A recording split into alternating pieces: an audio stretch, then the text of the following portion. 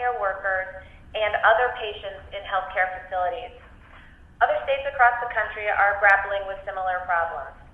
We've been reaching out to partners in the private sector, hospital labs, and research institutions to try to get the ingredients needed to run these tests.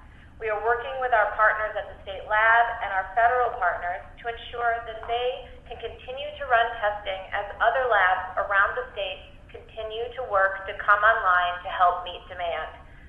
Dr. Bateman from the state lab will provide additional details in his remarks. Additionally, as we talked about yesterday in our media briefing, we have evidence of community spread here in Wisconsin. Specifically, we have evidence of community spread in Milwaukee, Dane, and Kenosha counties. This means that there are people who have tested positive and have no exposures to a known case or did not travel to a location where there is known community transmission.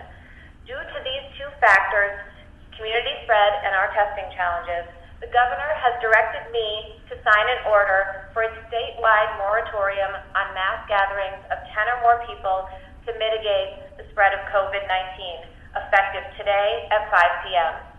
The governor will talk more about this in his remarks. As we discussed yesterday, we must protect and ensure the capacity of our healthcare system.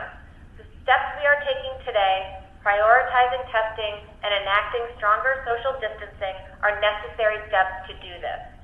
We know this will further disrupt your lives, but this is necessary to further stop the spread of COVID-19 and to protect the capacity of our healthcare system.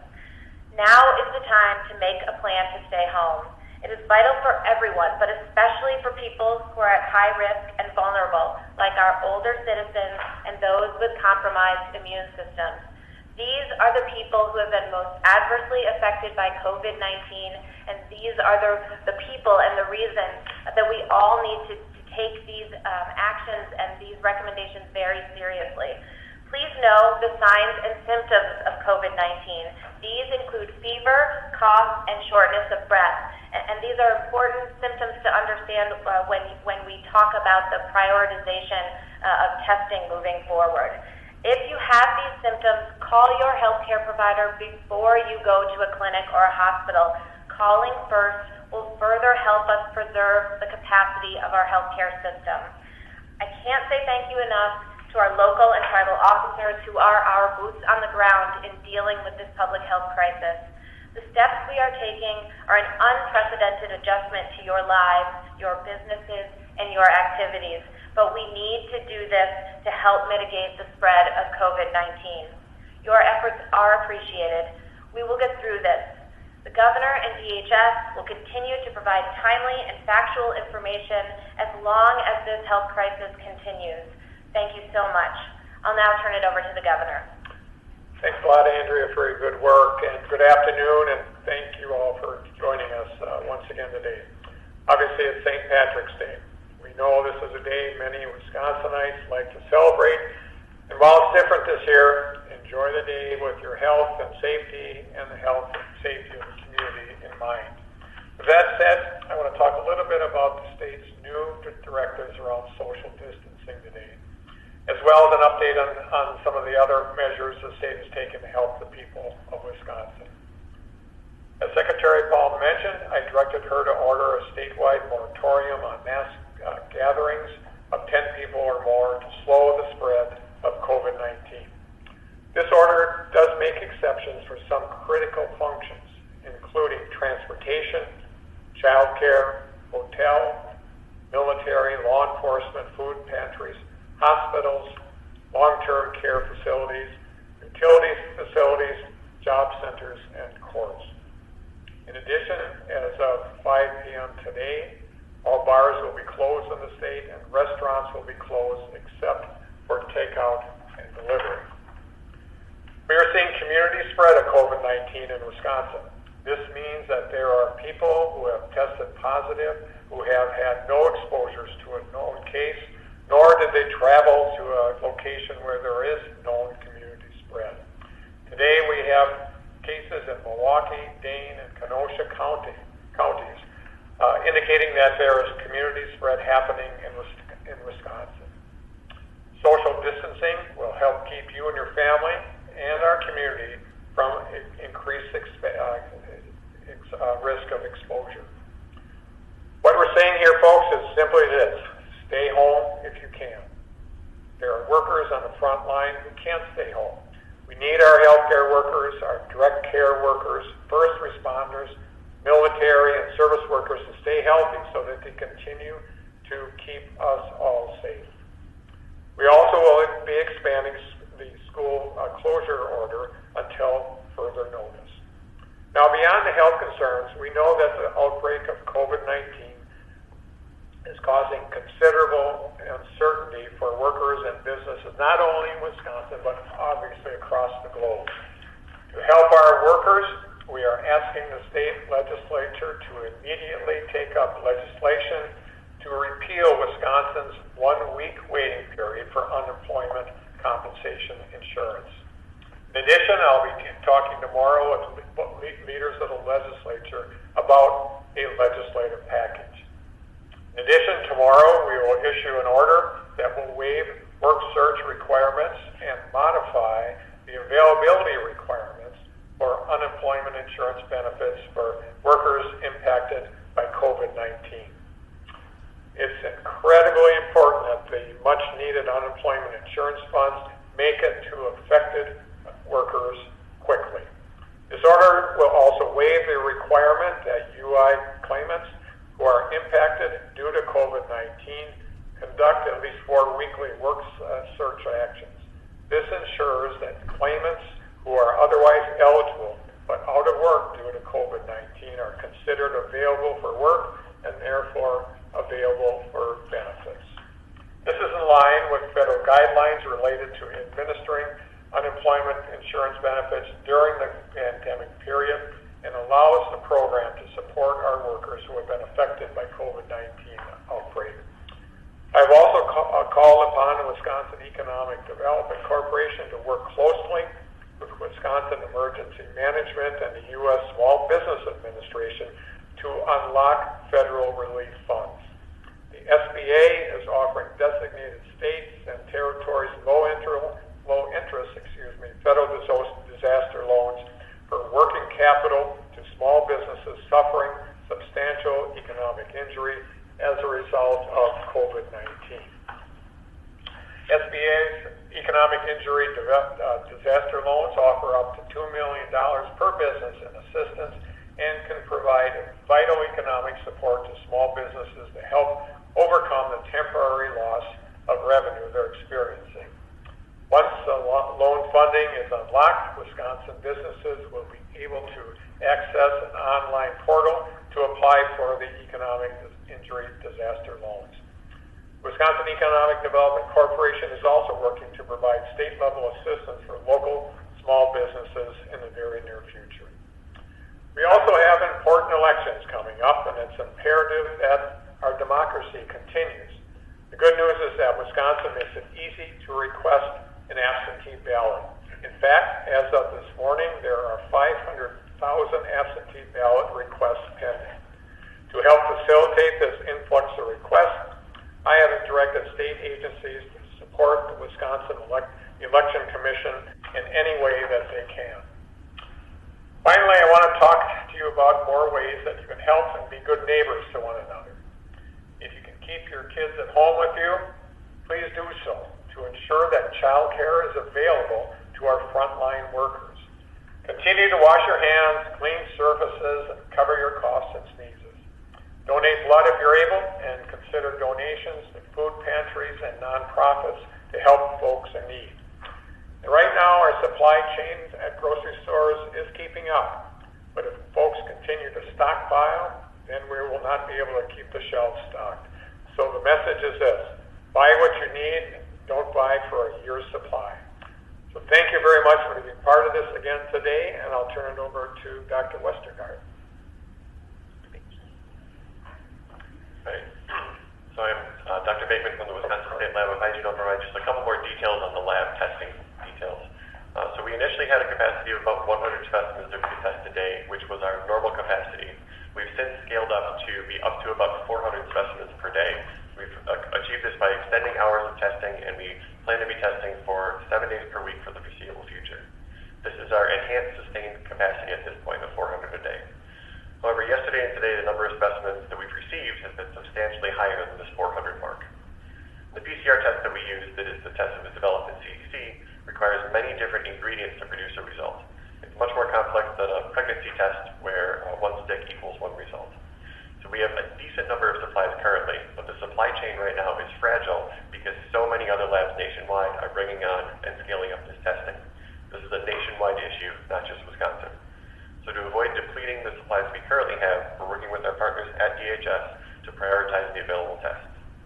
We've also been in daily contact with Wisconsin clinical laboratories located in hospitals to help them bring up testing in their own labs to increase statewide testing capacity. We've been contacting many supply manufacturers, are looking into additional manufacturers to further increase our, diversify our supply chain and increase our capacity. And we've also been in routine contact with the Association of Public Health Laboratories, which represents public health labs nationwide.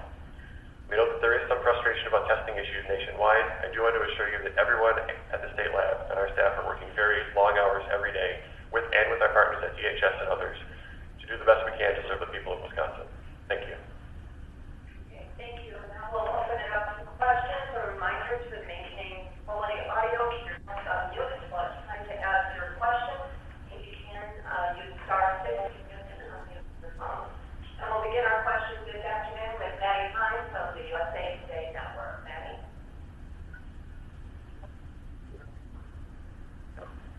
Hi, thanks for taking the questions. So I guess my first question would be, now that community spread is confirmed, what does that change in your approach, and what should it change in the public's approach of handling the virus, and how much easier now is it to sort of contract the virus in the places where community spread has been happening? Sure, this is Ryan Westergaard. I'll be happy to take that question. In important ways, our response has remained unchanged, and in other ways that it has. The ways that it is unchanged is that we're continuing to investigate individual cases, do interviews in order to identify people who may have been exposed through contacts, and giving standard recommendations for social distancing and isolation and quarantine. We're continuing to do those things even now that we know that there's widespread transmission in the communities, because those are the ways that we prevent onward spread, is by giving people specifically known to have COVID-19 instructions on how to protect people around them. The things that have definitely changed about our response are the things that the governor and the secretary have been talking about. So these are the community-wide interventions that reduce overall social distancing. What we've learned about the virus is that people can be quite contagious in the period before they develop symptoms.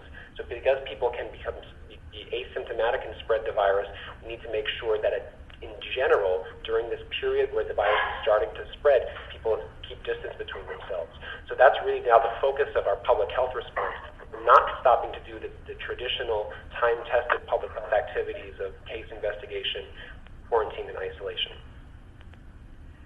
Okay, great. And then, so, I know that other states like Ohio and Indiana have released estimations of how many people throughout the state they think might have the virus just because of community spread. I know some of those numbers were like 10,000, 100,000 possible cases, even if those cases aren't confirmed. And I was just wondering if you are ready to offer that estimate yet for Wisconsin. We're not at this time. At this time, we're still focusing on individual cases and individual response in partnerships with local health departments and healthcare partners. Thank you, Matt. Okay, thank you. From WHCY.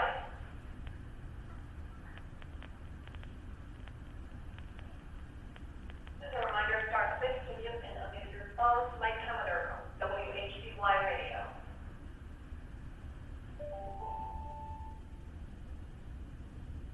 And we'll move on to Austin Montgomery from the Beloit Daily News. Austin? Hi. Hello. I'd like to direct my question to Dr. Bateman. Just specifically, if you could speak on the ratio of total test kits available to possible percentage of defective kits or kits that don't have the reagents needed to do the proper testing. Thank you. I'll try to answer your question. So the many different ingredients that go into our test, it's a bit akin to baking cookies, so you need many different ingredients for that. And if you don't have one particular ingredient, then you can't, we can't produce those results. So we're actively, and it's a day-by-day, hourly sort of thing as we order many of the supplies and reagents that we need, and we do additional testing that it's an always evolving number of how many tests we still are able to do. Does that answer your question? Yes, relatively. Just a ballpark figure, how many tests are available right now in the state? I can say at the state lab, we're definitely not going to run out tomorrow or the next day, but the supplies that we do have are not unlimited, which is why we need to work with our partners to do this prioritization of testing. Thank you. Thank you. Charlie Presser from the Crawford County Independent. Charlie? Turn your mic to start this, mute and unmute your phone. Charlie Presser from the Crawford County Independent. Okay, with that, we'll move on to Brian Curtis from WLUK in Green Bay. Brian?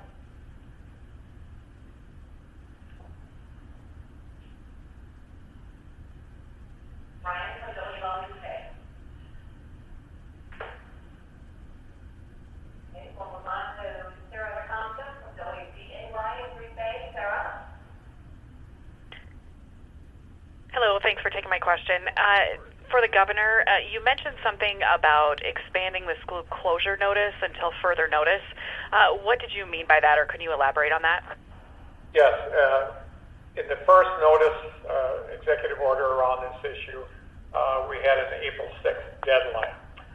We're removing that deadline just because we don't know if it's a realistic deadline. So we're making it indefinite. We're going to continue to monitor this on a regular basis and open up schools as soon as possible, but it certainly won't be before April 6th. So we made it indefinite. So there is not an end date for that now? That is correct. Okay, thank you. Thank you. Go to Addie Bink from WSRB in Green Bay. Addie?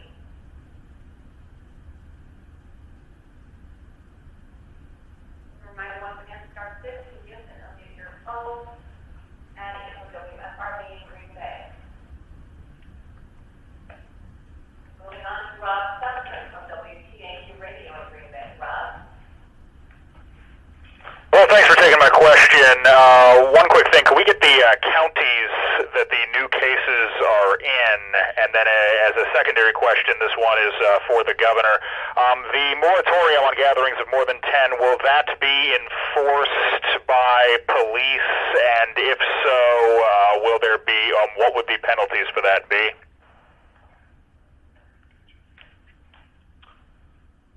This is Ryan Elsis doing Governor Evers' Chief Legal Counsel. In terms of penalties, that is enforced by local officials, local law enforcement. Failure to file or comply with a health order can result in a $250 fine and or imprisonment up to 30 days. That said, we do expect people to comply with this. It is a serious situation, and we hope that Wisconsinites do what they always do and chip in and do their part to combat COVID-19. Fantastic, thank you. And can somebody speak to the new cases? For the number of counties in which we have cases, unfortunately that's been changing on an hour-to-hour basis. So we have updated our website daily, which you can see the number of cases that have been identified every county, in that we freeze those data and present them at 2 o'clock on the website. Are there any new counties? I don't have the list in front of me, so it'll come online at the update at 2 o'clock. Thank you. Thank you, Rob. To John Heiser from NBC 26 in Green Bay. John?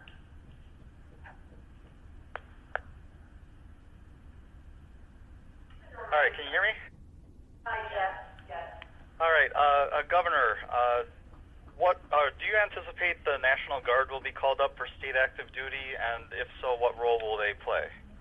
The National Guard has been very cooperative with us right along.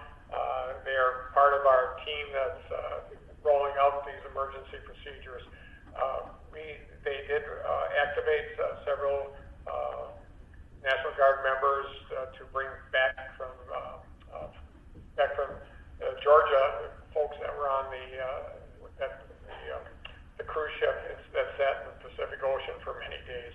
And they did a great job there. They are ready and willing to help in any way possible. And the new Adjutant General is working with us every single day. So if there's a need to call more up, we will. And they have been very, very helpful. Okay, and then you mentioned those cruise ship passengers. We've been told, of course, that none of those individuals have tested positive. All were asymptomatic, and they're all doing self-quarantine. But were they all tested for COVID? I believe the answer is yes. No, our policy for returning travelers is that tests are only indicated for people who have developed symptoms. So the most important thing in a returning traveler is a symptom evaluation and an interview. People only get tested if they develop symptoms. Thank you. Thank you, John. Tiffany Olson from WKBT in La Crosse. Tiffany?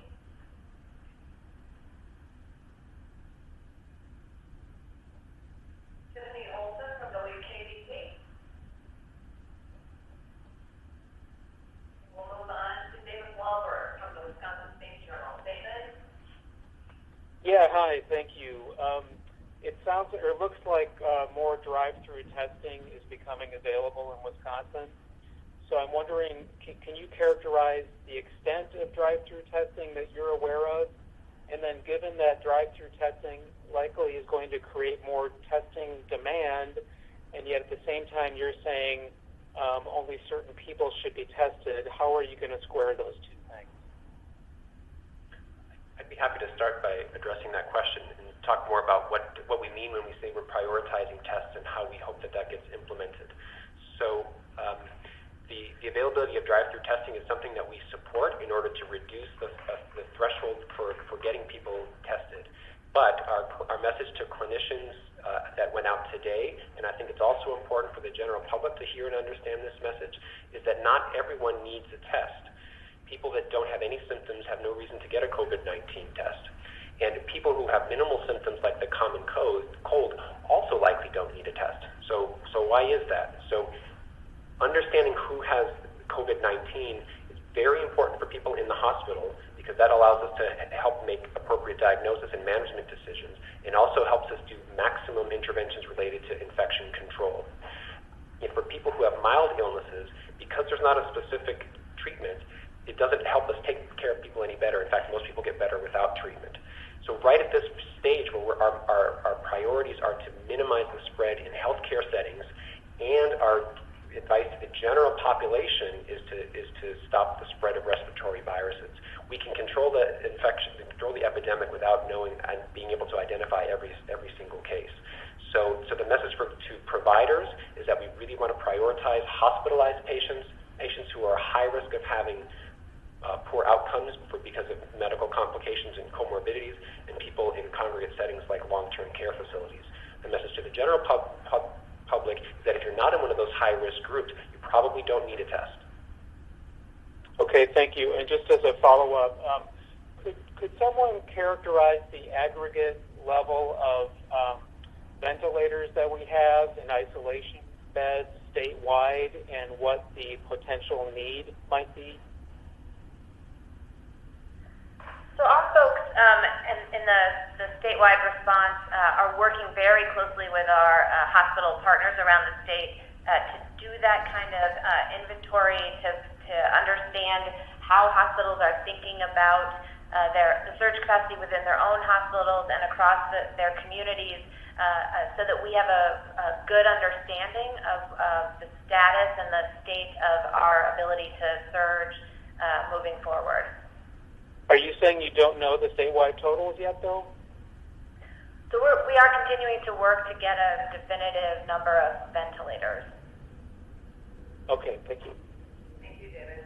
Also from the Wisconsin State Journal, Mitchell Schmidt. Mitchell? Yeah, thank you very much for the time today. I was just curious, as we start to look at state funding to address some of the needs. How much of an issue is the economy and kind of the downturn going to be? Because it seems like all signs are pointing to the surplus being quite a bit lower than what we had projected back in January. That's a great question, and obviously we will take into consideration that possibility that the surplus that we do anticipate is less. But we're going to be working, as I mentioned before, having a phone conversation with the legislative leaders tomorrow to talk about what sort of package might be considered, and one of those considerations will be what we believe the surplus to be. We'll be using all the data that we have at hand and making sure that we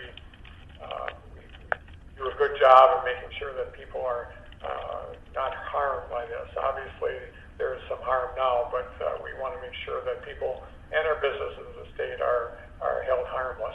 Of course, the federal government will play a large role in that, and I know that they're looking at passing some legislation in the very near future. Okay, thank you. Is there any sort of a price estimate at this point? I mean, I'm guessing that's probably hard to say. I'm sorry, did you say is there a crisis at this point? Or, excuse me, like a cost estimate at this point of kind of addressing?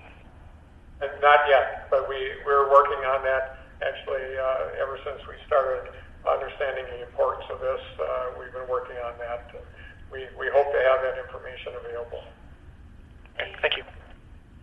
To Tabitha Russell from WISC News 3 in Madison. Tabitha? Reminder again, star 6 to mute and unmute your phone. WISC in Madison. And we'll move on to Anita Weir from the North Side News in Madison. Anita? Hello. My question is regarding potential hospital space if the current hospitals get full. Have you found closed hospitals or motels closed that could be used? Is there excess capacity? Also, what about the VA hospital? Is that being used, and will it be? So this relates to the question earlier about surge capacity, and we are very actively engaged with the hospitals around the state to understand how they are thinking about their current bricks and mortar and what that means for surge, as well as what our opportunities are for closed hospitals, like you mentioned, or other infrastructure that we have that could be repurposed. That is very actively ongoing.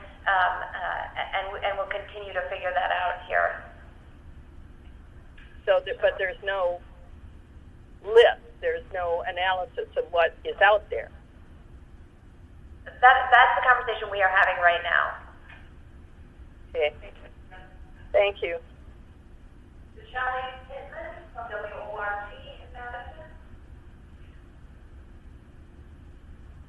WORT.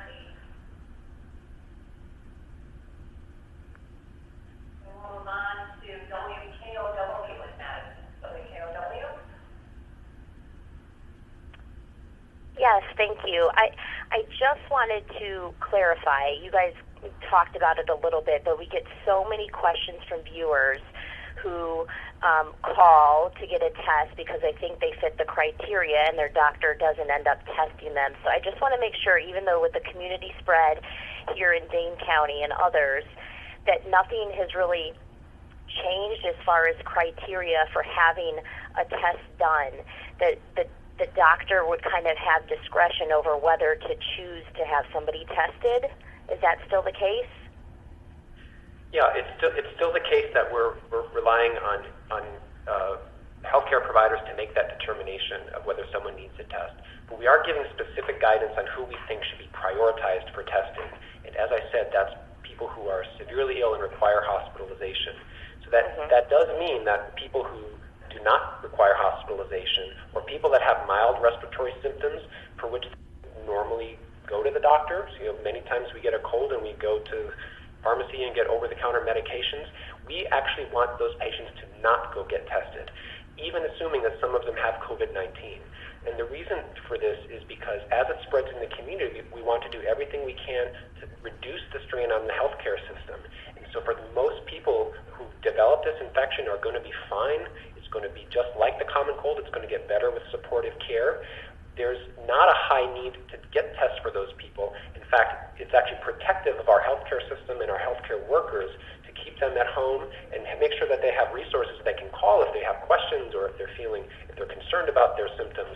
But in general, we want people to feel comfortable that if you have any respiratory symptom, whether it's COVID-19 or influenza, which is still going around, or another one, if your symptoms are mild and you don't have medical complications or chronic diseases that put you in a high-risk category, you don't necessarily need a test.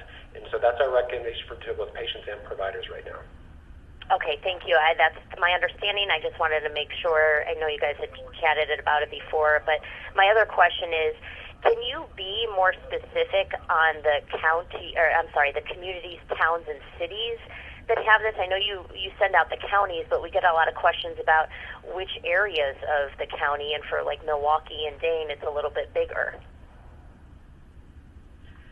So no, our decision sort of for all of reportable diseases that we do in public health is to report no less than the county level, unless there's a specific exposure or a specific facility, for example, that we think poses a risk to the public.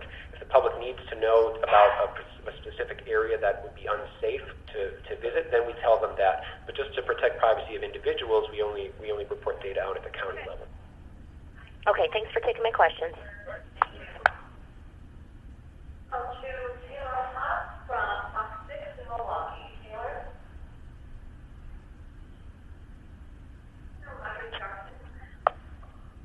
Good afternoon. Thank you for taking my call. First of all, when it comes to the Wisconsin Work Share program, which DWD has already been encouraging people to register with, is there a cap or a dollar amount of folks that you'll be able to help with that fund?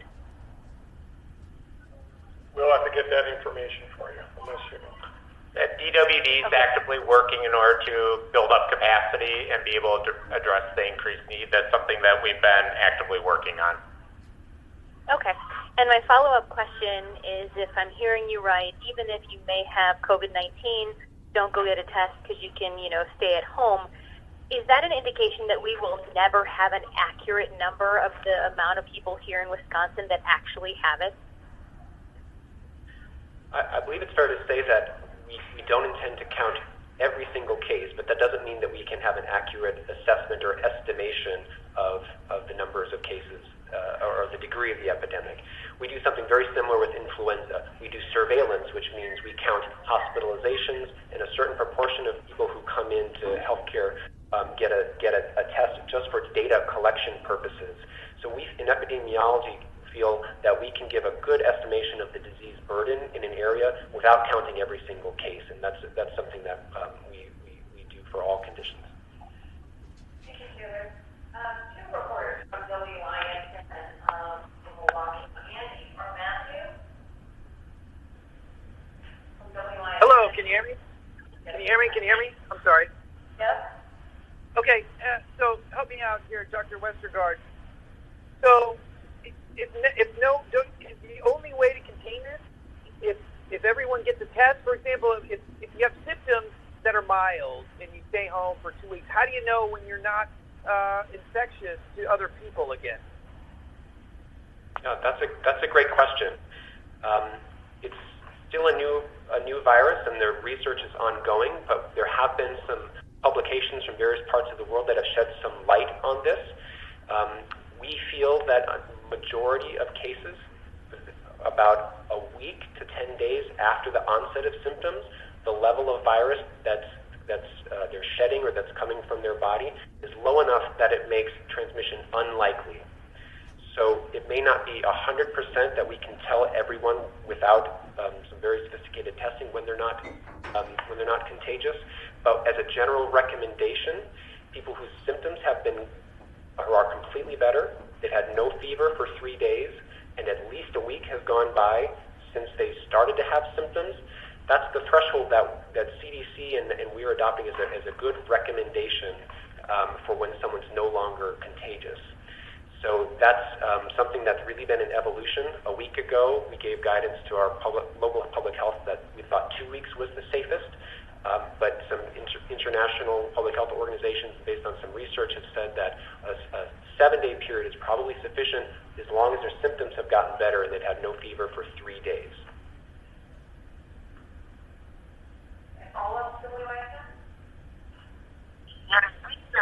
That's it. I'll give my time away. Thank you.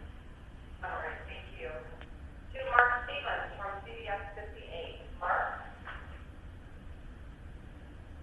Yes, we were originally being shown data that was a positive recovered. That's no longer there. Is that data still being collected? We have one positive case that is recovered in the state of Wisconsin. That number is the same. Okay, so no additional cases like that. Correct. Thank you. Molly Beth from the Milwaukee Journal-Sentinel. Molly? Hi, thanks for this call. This question is for the governor.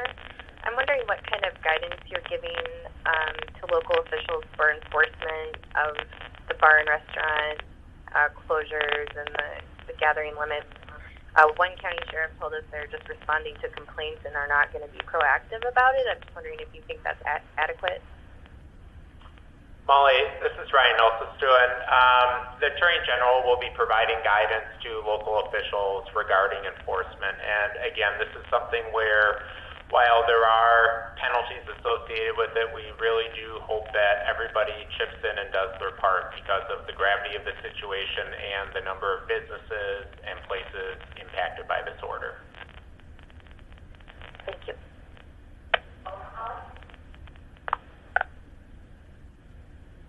Patrick Marley, also from the Milwaukee Journal-Sentinel. Patrick?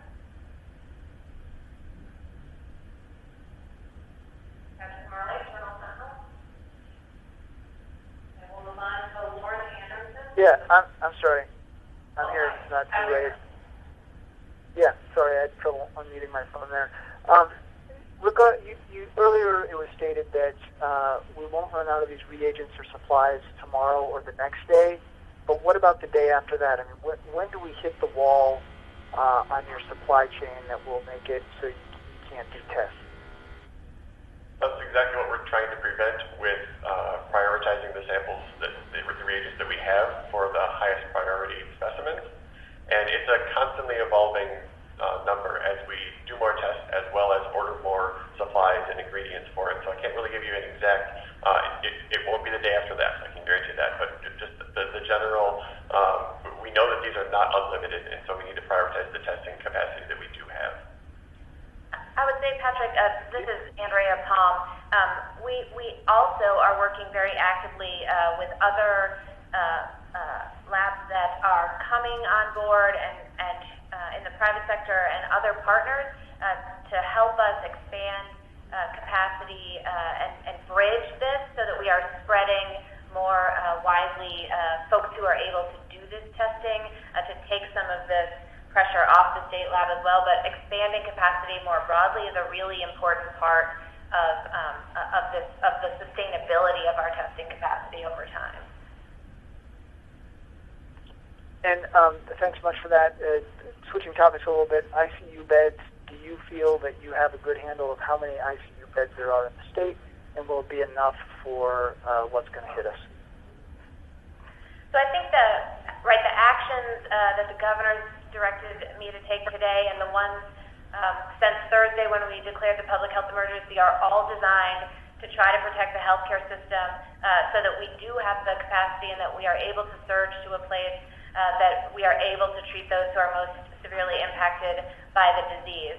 The planning that is going on simultaneous to that is assessing that surge capacity, is understanding beds and where they are and how folks are going to be working together to utilize that capacity so that as this evolves and continues to evolve and we take further actions, that those systems are ready and in place when we need that surge.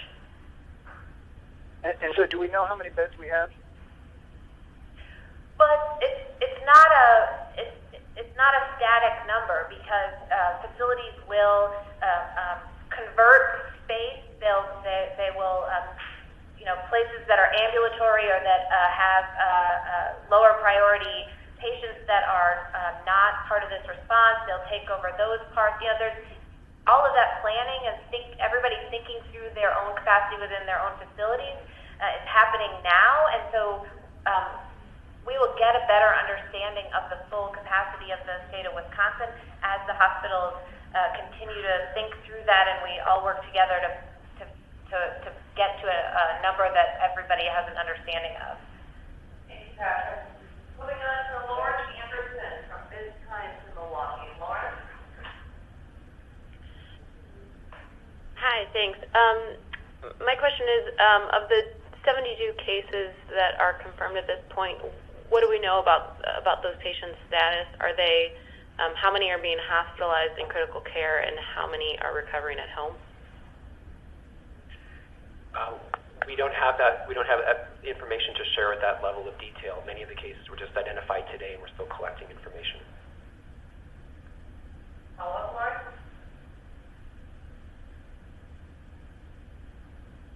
We'll move on to Chuck Burlock from Milwaukee College Radio. Chuck? You are unmuted. Hi there.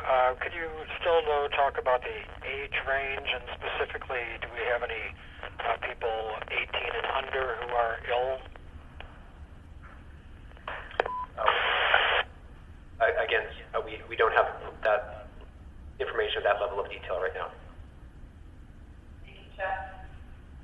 Jeremy Janine from Urban Milwaukee. Jeremy? Question on what happens if they were to run out of testing supplies. Are there other types of tests that can be administered? Do you just treat cases based on what evidence is at hand? What happens then? So as we mentioned earlier, there's no specific treatment for this particular infection. The reasons that it's helpful to know are so we can provide best supportive care and not provide unnecessary treatment for other things like influenza. So in the absence of proving a diagnosis, when it comes to how we treat individual patients with disease, it doesn't change that much. We support their breathing, their oxygen levels, and provide all the supportive care that they need. If there's uncertainty about whether someone has COVID-19, and this is very often the case because tests don't come back immediately, so if a patient is suspected, we do the maximum infection control precautions. We keep people we use personal protection equipment and masks to prevent the spread. So in those periods where we don't have a diagnosis confirmed, we err on the side of caution and use full protective equipment. And the role of testing is really to confirm so we understand how big the epidemic is and also understand the risk of spreading to other patients and healthcare workers. Just to add to that, we are doing a lot of the testing for the state, but we're not the only lab in the state. There are the Milwaukee City lab can also do the test, as well as 2 clinical labs in hospitals currently, and there will be additional large clinical labs coming online in the next 1 to 2 weeks. So statewide testing capacity will continue to increase. Thank you. Thank you. Zach White from WJSW in Rhinelander. Zach?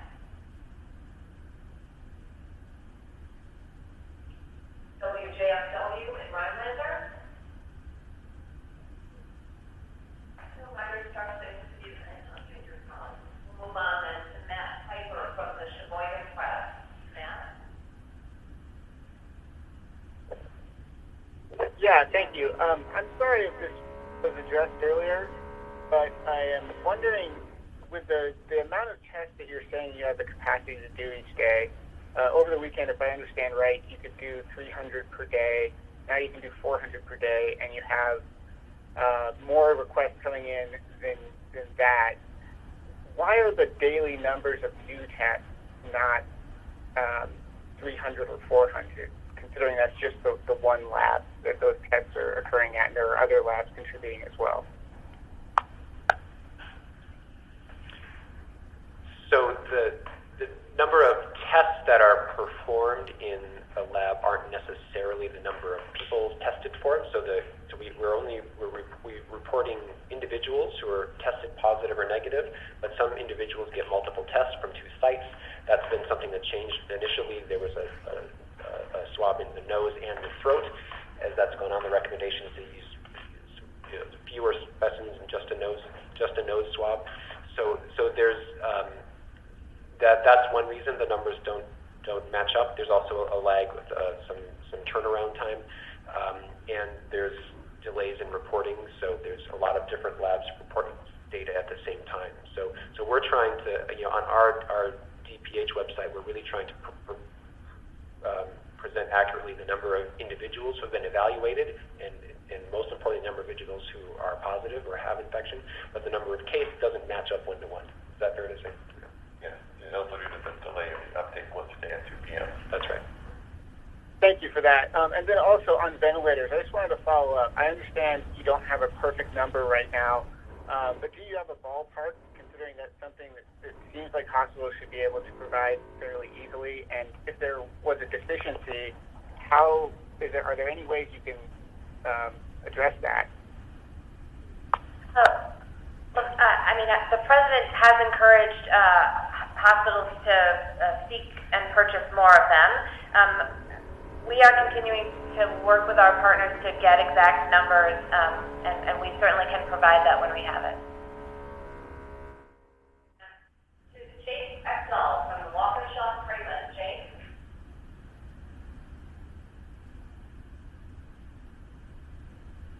Reminder again, star 6, mute and unmute your phone. Jake Exall from the Waukesha Freeman. We'll move on then to Heather Boltrock from WSAW in Wausau. Heather? Hi. Thank you for taking my call. So my question is just about the patients that have recovered. What do they need to do, or how are they declared recovered? I can take that. That's something that's changed over time as well. And I guess to clarify our earlier response to the question, we expect and hope that large majority of patients will fully recover, and we're not going to report everyone at some point, and we hope that comes. We hope it's minimized. We'll report deaths to COVID-19. That's something that on a national level everyone is interested in. But most people recover. The initial cases, I think, when the data about who was recovered and released from isolation was of high interest because we were still learning about the processes. So in those initial cases in the country, public health authorities were testing every other day to find out precisely when the test was no longer positive. So that's not necessary to do anymore, and it's also not practical. So the criteria that I gave before to say that when symptoms have been absent, when the fever and respiratory symptoms have improved for 3 days and at least 7 days has gone by, we feel like greater than 95% of people will be recovered and not contagious at that stage. So we're trying to make a criteria that's easy to implement, that is true almost all the time. So just to clarify, so if someone is recovering at home, once 10 days have passed since their positive test, does DHS call them, or are they just deemed recovered at that point? Local public health at this time is still following up with patients. We want to make certain that after 10 days the symptoms have actually resolved. So it's not just the time, it's also that the clinical symptoms and the illness has resolved. So when both of those things have happened at least 7 days and the symptoms have improved for 3 days, that's when local public health is notifying patients that they no longer need to be isolated at home. Okay, thank you. Mason Dowling from WAOW in Wausau. Mason? Hi, can you hear me? Yeah. Perfect, thank you. This question, nobody in particular, but we are interested hearing from potentially Governor Evers. What are we looking at in terms of population of those who are being treated or tested? Are we looking at maybe needing to expand places to make sure we can get all of our testing done? I guess where are we at in terms of capacity across the state? Yeah, so we, as well as our partners at the state lab, have been in conversations with additional private labs to come online, as well as continuing the state lab, and they obviously can speak more Al would like to, they're continuing to work with our hospital labs that have the capability to come online with testing. A number of them already have. More of them are coming online. We expect at least one of the big ones here in the next 4 or 5 days. But that will be a critical piece of expanding our capacity statewide to provide testing. While the state lab continues to work to get the ingredients for the cookie, as Al talked about, those reagents, other hospitals and private labs have their own suppliers, their own contracts.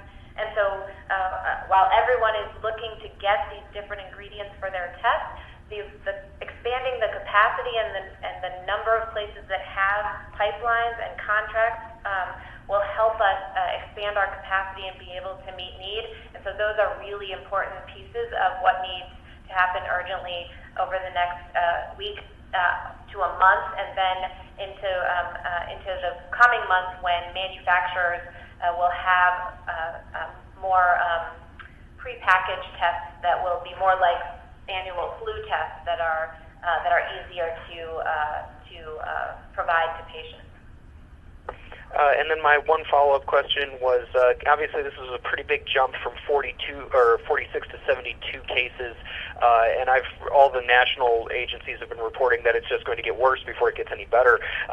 My question is, with the new announcements today from Governor Evers in regards to the moratorium, everything in that, red bars and restaurants, what's the next step? I mean, how much further do we go in on this? Well, we believe that this step will take us a long way down the road. It is about individuals responding well. It's about individuals making sure that their social distancing is part of their daily life. It's about individuals making sure that their children are taken care of, so that our child care institutions can take care of the children of emergency responders. So it's everybody pulling together on this, and if they do, we should be in a good place right now. But it is an evolving process, and we will continue to evaluate whether this is sufficient. But this is where we think we should be at this point in time. If everybody takes it seriously, that's part of the problem. I know the impact on individuals across the state obviously vary, but Wisconsinites are very resilient and very willing to step up to the plate. That's what we're counting on. Thank you. A few reporters from the Associated Press will begin with Tom Richmond. Tom? Yes, can you hear me? Can you hear me? Hello? So, Governor, hello? Yes, go ahead. Governor, you had just said that this is an evolving process. You believe that the steps taken now will take us a long way down the road, but, what is the end game here? Are we going to continue? The next step would likely be shelter in place. But where do you go from here? When do you know that we've turned the corner? What can you tell people, is there anything to hope for in the before August, that things will return to normal? What is your benchmark for determining, we've limited it to 150, 200 infections, we can start pulling back now? What is the point where you can start pulling back? I'm going to rely on the experts in this field, but at the end of the day, it is around individuals and what they're doing to make sure that social distancing is happening.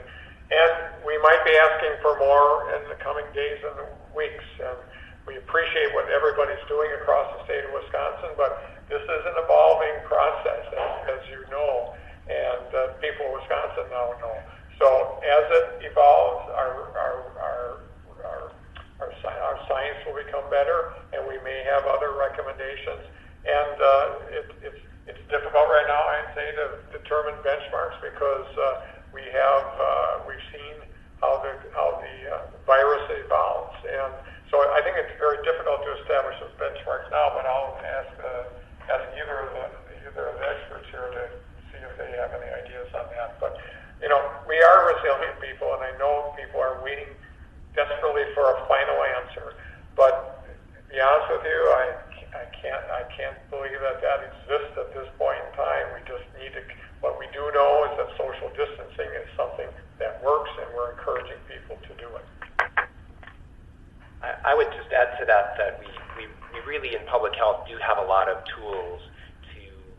measure trends in disease activity. And also, we in Wisconsin at DHS are not operating in isolation. We share data with all the other states through the CDC. We can do surveillance similar to our influenza programs like we did before to know to what degree is the disease circulating, how many of those cases are requiring hospitalization. So we'll collect all these data on an ongoing basis and compare them with national trends and have a clearer picture on which way this is going in the coming month. So I think we'll have a lot more information, a lot more clarity about that as we just collect the data on an ongoing basis. Did you have a follow-up? Yes, are you there? Yes, are you there? So there is no goal, there is no end strategy here, just to continue day to day like this until there's no hope for, like, if we hold this under 200 infections, we can start going back to school. There's nothing like that. So I think, right, what we've been talking about and what people need to keep in mind and what we are keeping squarely front and center is the need to protect our healthcare system, to have the capacity to treat the folks who suffer from the most severe disease from COVID-19. And that concept of flattening the curve, as people are talking about pretty publicly, is what we are trying to do. It's why we had the declaration on Thursday. It's why we took the steps we did on Friday. It's why we're doing what we're doing today. And we will measure that stuff in real time as we move forward. But we really need the cooperation of everyone to help protect the healthcare system, so that they are able to serve the people with the most severe disease. But this is going to evolve day to day as we see how this is going. Just Scott Muller from the Associated Press. Scott?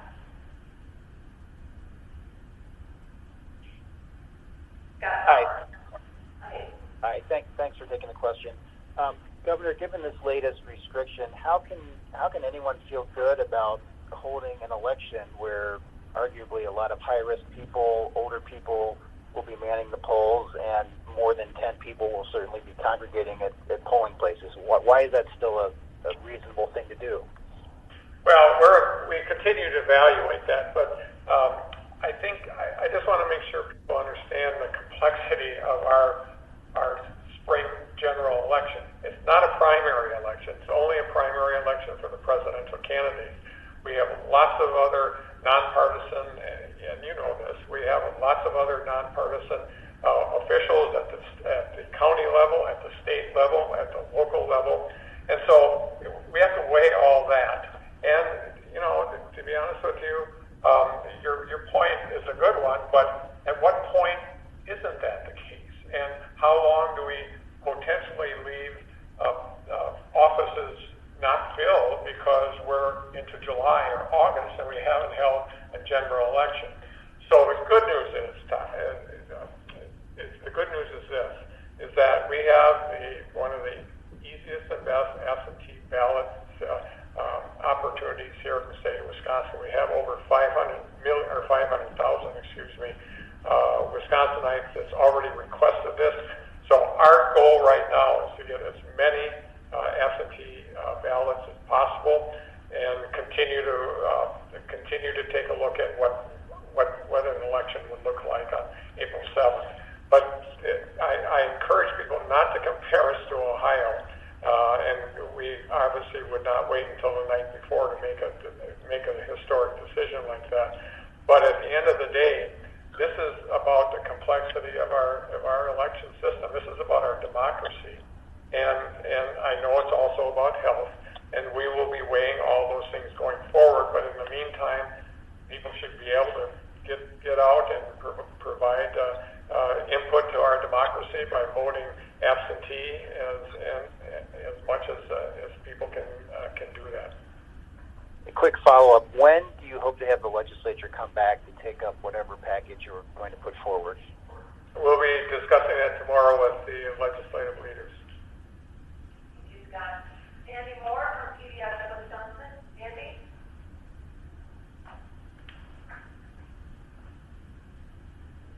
Hello, thank you. Can you hear? Hello, can you hear me? Yep. Hello. Good. This follows actually right up on what Scott was asking, and it would be for the governor. Will a certain and specific number of absentee ballots or lack of absentee ballots cause you to postpone the election? No, it's going to be a factor of what I'm doing is encouraging people to do that so that we have lots of people voting, and I'd be doing that whether we have the situation or not. And there's no magic formula that exists that we'll be making that decision.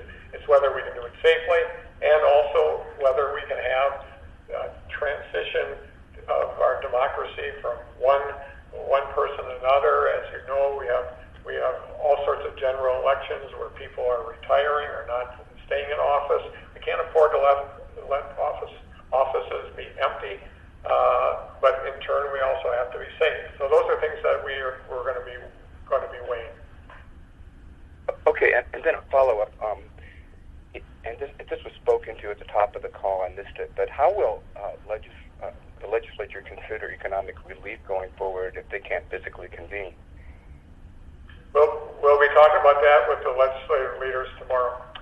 And this is Ryan Elston. To clarify, they can convene. So the ban on 10 people or more explicitly exempts the Wisconsin legislature and the Wisconsin court system. Okay, good. Thank you. Mike Mullen of the Public News Service, Wisconsin News Connection. Mike? Mike Mullen? And a reminder, star 6 to continue and unmute your phone. To Sandra from Spectrum News 1. Sandra?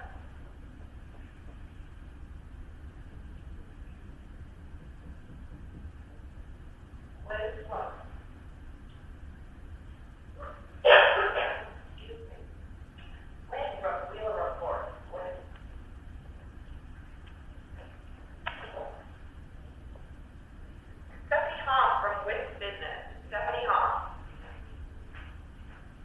Hi, my question is for Governor Evers.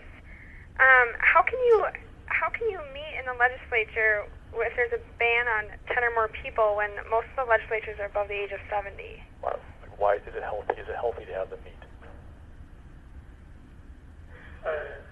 So I think I understand the question, and that yes, but democracy has to continue. I understand that, and I don't know, frankly, if that number is accurate, that most of the people are 70 and above, but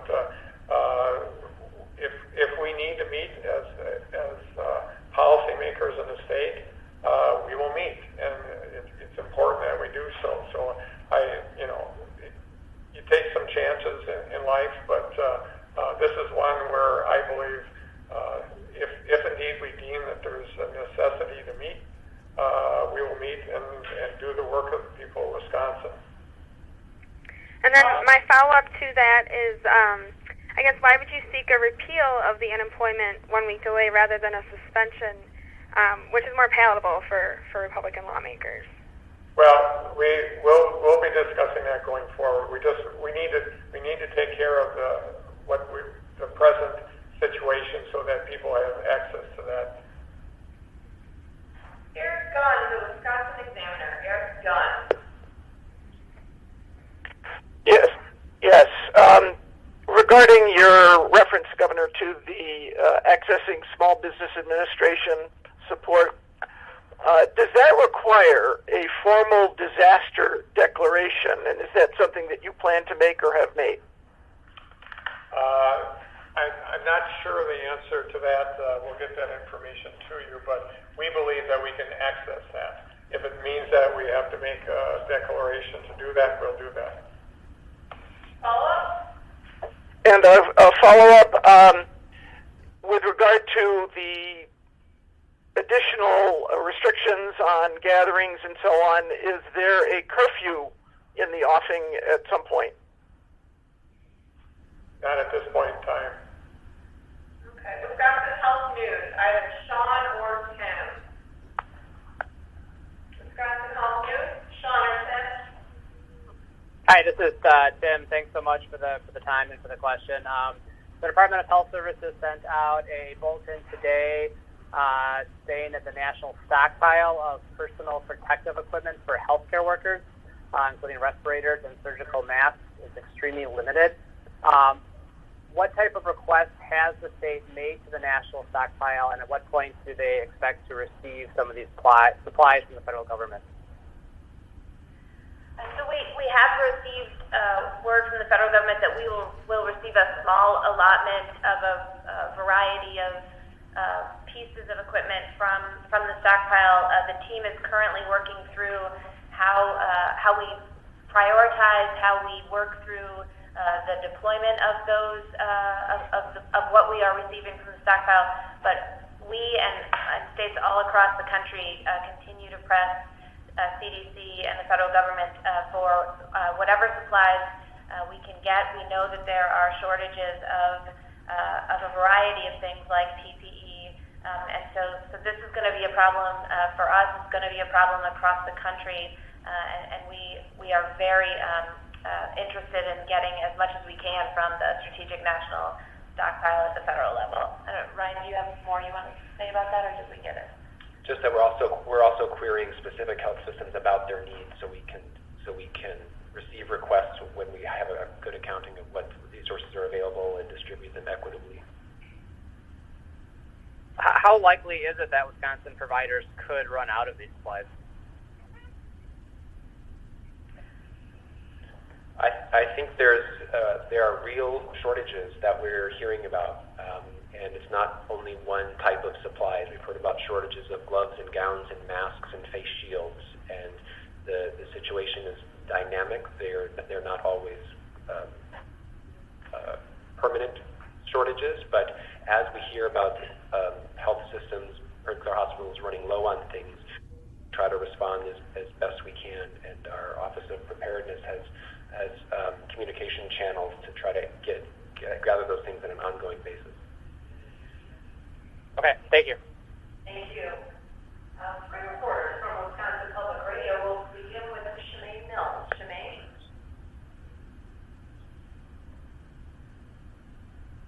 Shemaine Mills? As a reminder, star 6 to leave it. Hi, this is Shemaine. Thanks for taking my call. I'm wondering if any thought has been given to opening up schools for essential workers like healthcare workers at hospitals, clinics, and nursing homes so that they can have child care.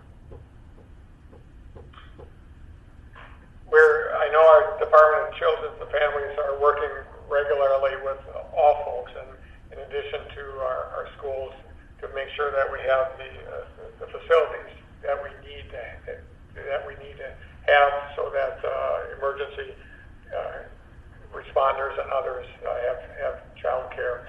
So that's an ongoing issue. Our Department of Children and Families are working with other organizations to make sure we have enough space. But it's more than just space, obviously. If it's space, it has to be space that's been cleaned and prepared, and so it's not something that's going to happen overnight. But I know that we've made some progress in that area. I know Minnesota has, so is Wisconsin considering potentially using schools in this manner? Possibly. Thank you.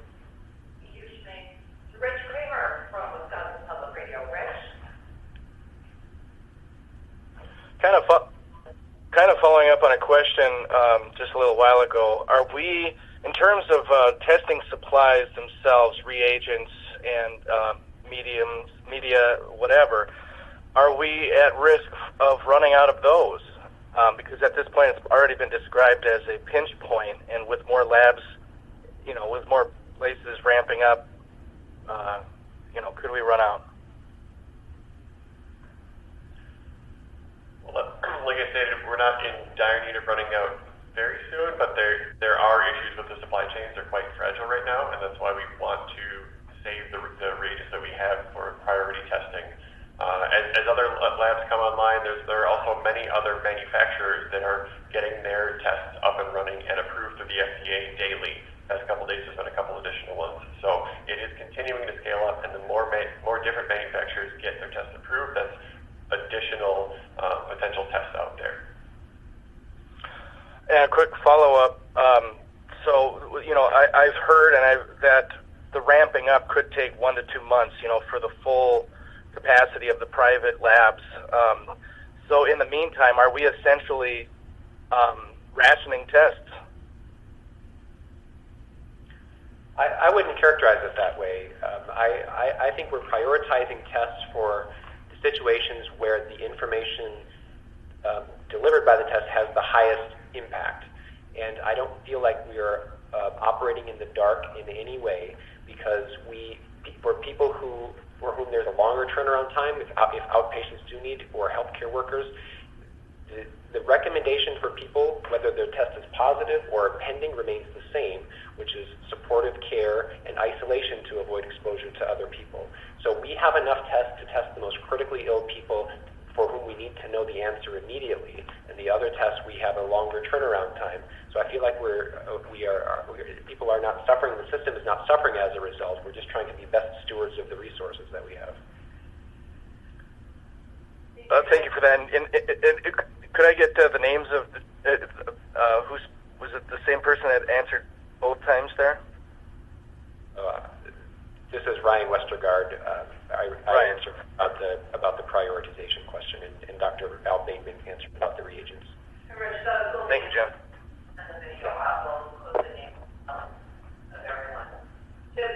Thank you.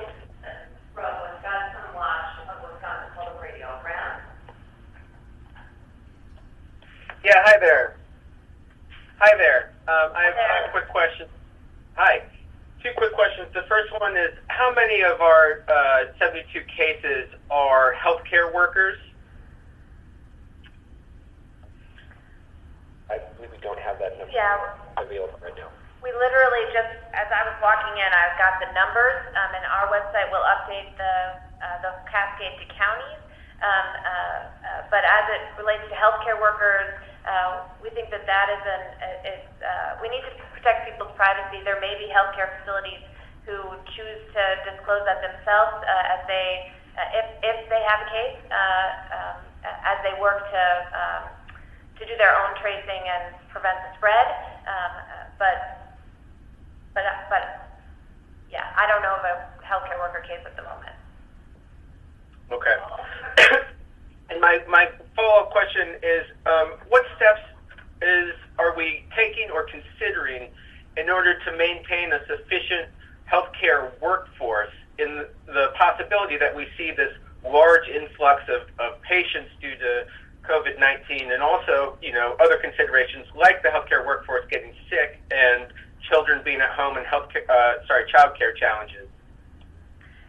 So I think this is like the heart of the issue, right? The protection of the healthcare system so that they are able to serve those who become most severely ill from COVID-19. And so whether it's the testing prioritization that you're hearing about today, that really gets at making sure that we are focusing on the tests that are most going to be helpful to protect our healthcare workers, as well as those who are most severely ill, or the mitigation and social distancing strategies that you have heard about since the public health declaration was made on Thursday, are the things that are really important for us to be doing now and to be taking seriously, so that we are doing what we need to do to help protect the healthcare workforce. And I think part of what you're hearing from Dr. Westergaard about mild symptoms and self-isolation, that is a big part of this. If everybody walks into a clinic, goes to a hospital, is seeking a test that has mild symptoms, and they may or may not be COVID, if they are, you are exposing healthcare providers in a way that limits our ability to protect them and to protect the system. And so I think part of this prioritization and part of this social distancing and the kinds of things we're asking people to think about and to really understand the symptoms and have a conversation with a doctor before you come in, and to take their advice as we're trying to prioritize testing and really protect our healthcare workers, are critical things that we all really need to do together. Thank you, Brenda. Now to Erin Franco from NBC News. Erin?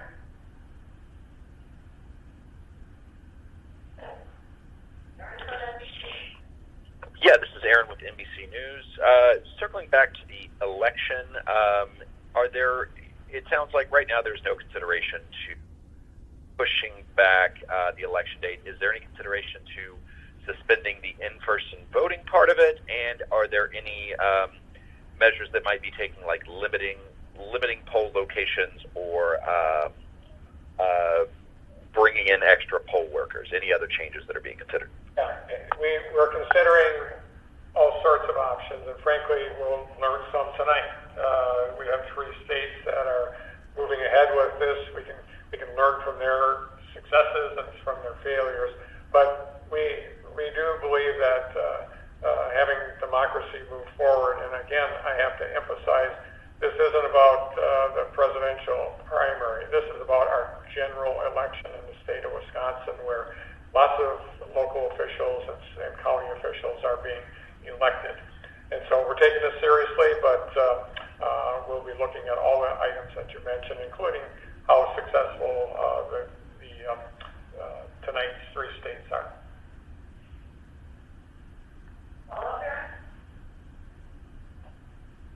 If not, we will conclude. Our final question comes from Anita Matthews from the Green Bay Press. Anita? Green Bay Press Gazette. Star 6 to mute and unmute your phone. Okay, with that, we will conclude. Hello, could I ask one more question, please? A follow-up? Just one more. Okay. Well, I mentioned it before, but it wasn't part of the answer. So, regarding the Veterans Administration Hospital, is that involved in the patient care equation and also for testing? Is it involved at all in this plan? So as part of our statewide response and the elevation of our EOC to a level 1, we are actively in conversations with the Veterans Administration here in Wisconsin, and we'll continue to figure out what sort of capacity they have to be part of our efforts going forward. Okay. And with that, we will end today's briefing. We'll have a video of this briefing for you later on this afternoon. And your follow-up questions can be emailed to dhsmedia@dhs.wisconsin.gov. You can call the media line at 608-266-1683.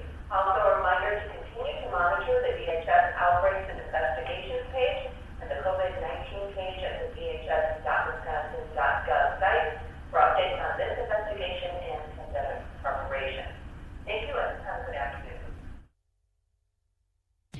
This program is a production of WisconsinEye, an independent, nonpartisan, nonprofit media network with a mission to inform, educate, and engage the citizens of Wisconsin. WisconsinEye is the nation's first and only independently funded state civic broadcast network, providing gavel-to-gavel access to government proceedings and events at the state capitol.